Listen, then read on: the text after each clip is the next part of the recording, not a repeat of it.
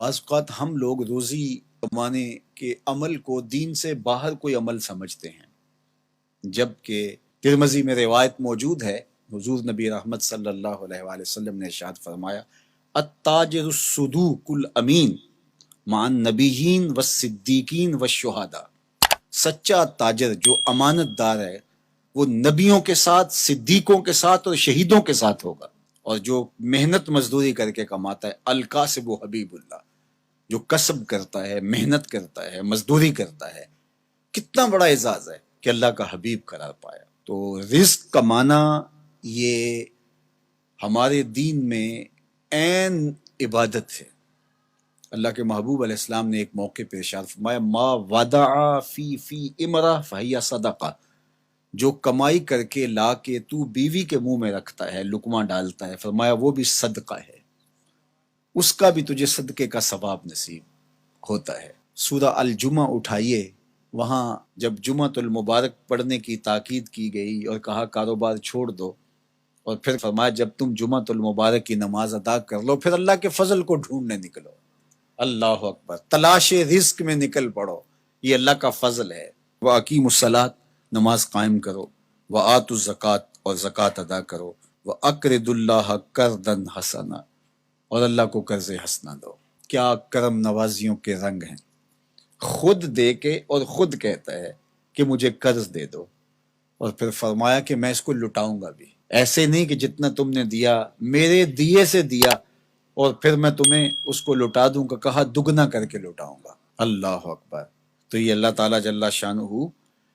بندوں کا امتحان لیتا ہے، مال دے کر کے بھی امتحان لیتا ہے اور مال سے محروم کر کے بھی اللہ بندوں کا امتحان لیتا ہے۔ کامیاب ہونے والے جب محرومی مال ہوتی ہے پھر بھی کامیاب ہوتے ہیں، اور اللہ کے بندے جب ان کو دولت دی جاتی ہے تو اس میں بھی وہ کامیاب ہوتے ہیں،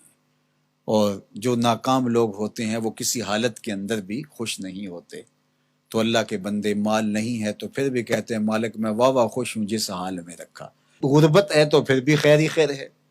اور اگر اللہ نے دولت عطا کر دی ہے، آزمائش میں ڈال دی ہے، تو پھر اس کو راہ خدا میں خرچ کر کے، اللہ کی راہ میں لٹا کر کے اسی کو قرضے میں دے دو۔ جب اسی کو قرضے میں دے دیا تو وہ دولت بھی محفوظ ہو گئی اور واپس پلٹتے ہوئے وہ کئی گنا ہو چکی ہوگی۔ اگر بندہ اس نقطے کو سمجھ لے تو کبھی بھی وہ راہ خدا میں دیتے ہوئے پریشان نہیں ہوگا کہ یہ تو میں اللہ کو دے رہا ہوں، قرضے میں دے رہا ہوں، اور اس کا وعدہ ہے کہ میں لٹاؤں گا ضرور، اور اللہ کے وعدے سچے ہوتے ہیں۔ اللہ اکبر۔ تو جن لوگوں نے اس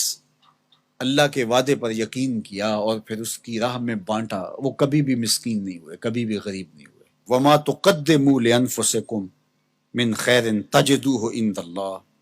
جو تم بلائی آگے بھیجو گے، جو نیکی آگے بھیجو گے، اللہ کے ہاں اس کو پالو گے۔ کوئی بھی نیکی، صدقہ ہے، خیرات ہے، زکوٰۃ ہے، سجدہ ہے، قیام ہے، دکھی کی مدد ہے، حتیٰ کہ کسی کو مسکرا کے ملنا بھی ہے، جو تم نیکی آگے بیچے تجدوہ عند اللہ، اللہ کے ہاں اسے پالو گے۔ اللہ اکبر۔ حدیث پاک میں آتا ہے کہ جب کوئی بندہ اللہ کی راہ میں خرچ کرتا ہے تو اللہ اس کو یوں پالتا ہے جس طرح تم مینڈا پالتے ہو اور اس کو پال پال کے بڑا جوان کرتے ہو، تو جب تم راہ خدا میں دیتے ہو تو اللہ اس کو یوں پالتا ہے، اور قیامت کے دن جب بندہ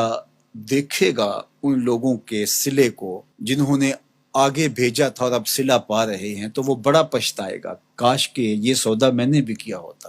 سورہ الفجر کے اندر اللہ تعالیٰ نے ارشاد فرمایا، وہ کہے گا یا لیتنی قدمت لحیاتی، کاش میں نے ساری زندگی ہی آگے بھیج دی ہوتی۔ یا لیتنی کے اندر اس کا جو افسوس ٹپک رہا ہے، وہ کہے گا ہائے افسوس، ساری زندگی اس آخرت کی زندگی کے لیے گزار دی ہوتی۔ لیکن اس دن پھر پچھتانے کا کوئی فائدہ نہیں ہوگا۔ آج کا پچھتاوا کل کی بہتری کا ضامن ہے، کل کا پچھتاوا سوائے حسرت بڑھانے کی اور کچھ نہیں۔